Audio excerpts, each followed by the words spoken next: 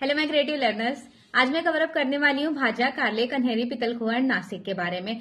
जैसा कि आपको पता है ये किस डायनेस्टी से कम्युनिकेट करते हैं। सबसे basic question NET examination as well as government job में पुटअप किया जाता है, तो आपको पता होना चाहिए ये सातवाहन डायनेस्टीज के सारे केव हैं और इनका लोकेशन महाराष्ट्र में। अगर भाजा की पर्टिकुलरली बात करें, भाजा में 22 केव है, कारले 4 केव है, नासिक 17 एंड कन्हेरी 109 केव है एंड द लास्ट वन पितलखोआ 13 केव है।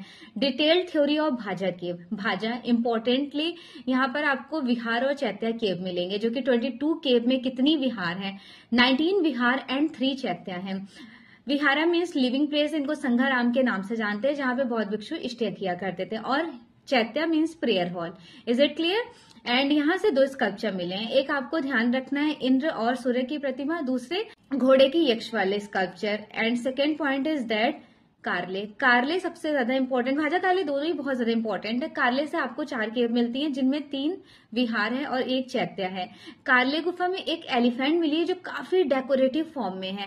उस एलिफेंट को आप ध्यान से देखोगे, उसमें डेकोरेशंस, ज्वेलरीज, ऑर्नामेंट के साथ साथ उनमें नर और नारी को बैठे हुए दिखाया गया है। एक्चुअली नाम बालू रॉक दिया गया है इनका नेम। 37 पंक्तियों वाला यहाँ से पिलर भी मिला है।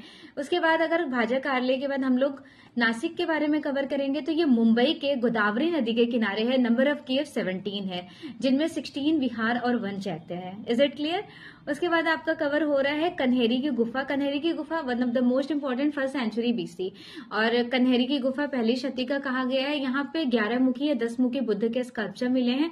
उनके साथ ही 109 केव है, ये इंपॉर्टेंट है। लास्ट पितलखोआ, ये औरंगाबाद महाराष्ट्र में है।